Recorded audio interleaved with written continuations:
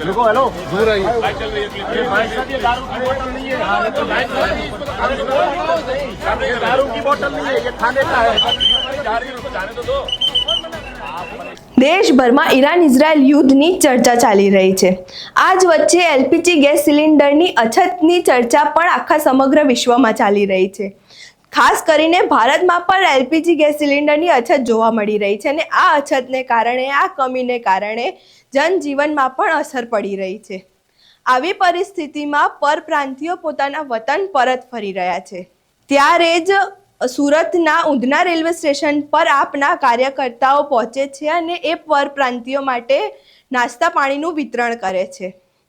તો ત્યાં ઉપસ્થિત પોલીસ એવું કહે છે કે આ તો ગેરકાયદીય પ્રવૃત્તિ છે, આના માટે તમને ગુનો લાગશે। નમસ્કાર, આપ જોઈ રહ્યા છો ચક્રવાત ન્યૂઝ। હું આપની સાથે વંશિકા।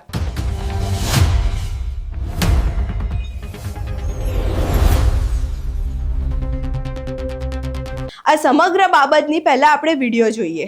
परमिशन भी नहीं होता है, ये इसीलिए हम दिखा रहे हैं कि ये भाई आप लोग इधर रहिए देखो हेलो दूर आइए भाई चल रही है भाई साहब ये दारू की बोतल नहीं है हां तो लाइन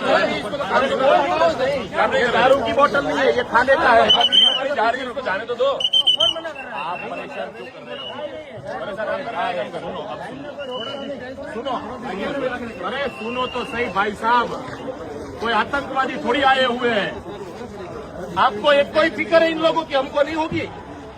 थोड़ा पीछे हो जाइए। सुनो हमें फिक्र अब सुनो और आपका आवाज थोड़ी हाथ भी नीचे कर लीजिए। आपको जितनी आवाज करना चाहिए तो हमको भी आइए। करो कोई बात नहीं, कर लीजिए करो आवाज नीचे करके दिखाओ भाई।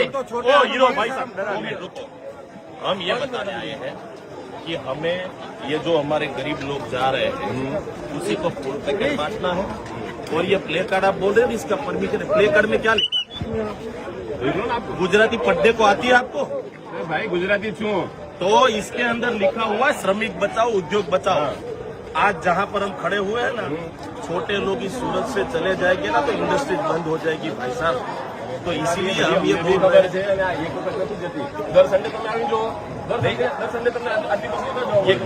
ये क्यों जा रहे हैं, हमें काफी सारे लोगों ने बताया। કેટલાય લોકોના અમને ફોન આવ્યો ને એવું કહે છે કે ગેસની જે તકલીફ છે એમાં અમારું ઘર અમારે ચલાવવું કેમ? તો અમે માની લીધું તમે દર સન્ડે આખા વર્ષમાં તમે દર સન્ડે આવી જો દર સન્ડે સવારે તમને જોવા મળી તો દરેક રવિવારે જાય છે।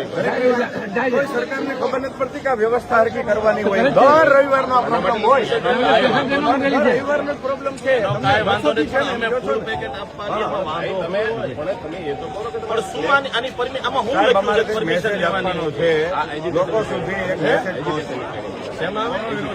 એજ્યુકેશન એટલે હું આમાં પાટીલનો ફોટો માર્યો છે, આમાં હર્ષ સંઘવીનો ફોટો માર્યો છે, આમાં નરેન્દ્ર મોદી કોઈનો ફોટો માર્યો। અમે શ્રમિક બચાવો ઉદ્યોગ બચાવો કઈ ખોટું છે?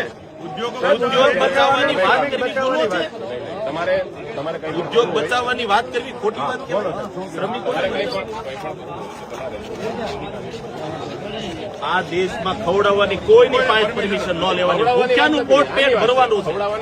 અમારે શ્રમિકોને કેવું છે ભાઈ તમે અમારા સુરતના છો, તમે અમારા અહીંયા જો તમારી વ્યવસ્થા કરાવશો, અમે વિશ્વાસ દેવા આવ્યા છે, આ જમવાનું આપવા આવ્યા છીએ।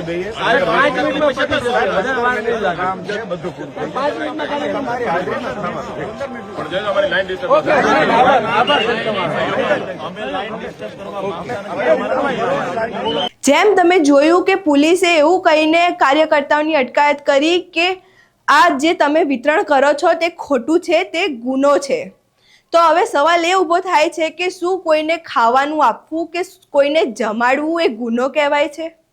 આ સમગ્ર મામલે તમારું શું મંતવ્ય છે અમને કમેન્ટ બોક્સમાં જરૂરથી જણાવજો। અમારો વિડીયો પસંદ આવ્યો હોય તો લાઈક કરો, કમેન્ટ કરો, શેર કરો અને સબસ્ક્રાઈબ કરવાનું ભૂલશો નહીં। નમસ્કાર।